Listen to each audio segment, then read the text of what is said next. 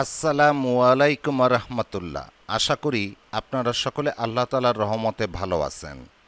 আজ আমি আলোচনা করব সন্তানের ভালোর জন্য, সন্তানের মঙ্গলের জন্য দোয়া।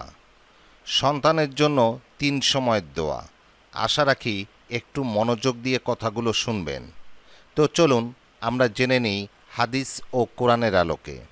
সন্তান আল্লাহর পক্ষ থেকে বিশেষ নিয়ামত। নেক সন্তান আল্লাহর পক্ষ থেকে বান্দার প্রতি মহান দান। আর সন্তান জন্মদানে পিতামাতার ভূমিকাই মুখ্য। তাই সন্তান লালন পালন ও তাদের জন্য কল্যাণ কামনায় দোয়া করার দায়িত্ব পিতামাতার।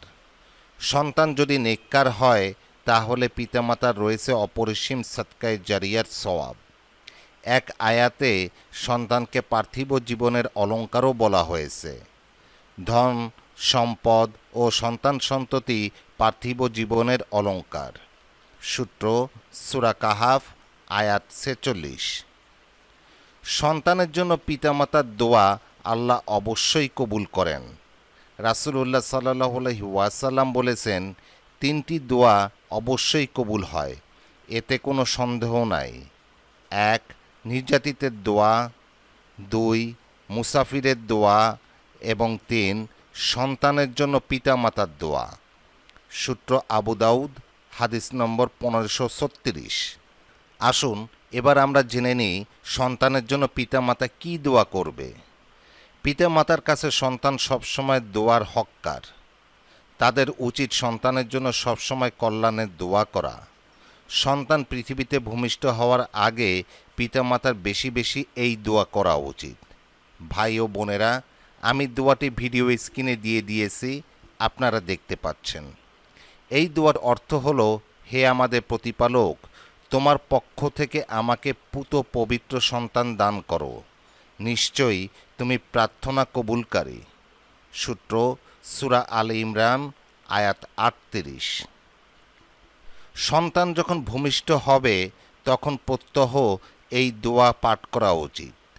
এই দোয়াটিও আমি ভিডিও স্ক্রিনে দিয়ে দিয়েছি, আপনারা দেখতে পাচ্ছেন। এই দোয়াটির অর্থ হলো, হে আমার প্রতিপালক, আমাকে নামাজ আদায়কারী করুন এবং আমার বংশধরদের মধ্য থেকেও। হে আমার প্রতিপালক, আমার প্রার্থনা কবুল করুন। সূত্র সূরা ইব্রাহিম আয়াত 40। সন্তান যখন প্রাপ্তবয়স্ক হবে তখন তার কল্যাণ কামনার্থে এই দোয়া বেশি বেশি পাঠ করা যেতে পারে। ভাই ও বোনেরা, এই দোয়াটিও আমি ভিডিও স্ক্রিনে দিয়ে দিয়েছি, আপনারা দেখতে পাচ্ছেন।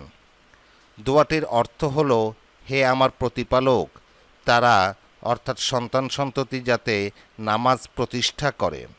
কাজেই তুমি মানুষের অন্তরকে তাদের প্রতি অনুরাগী করে দাও আর ফল ফলাদি দিয়ে তাদের জীবিকার ব্যবস্থা করো, যাতে তারা আল্লাহ তাআলার শুকরিয়া আদায় করতে পারে।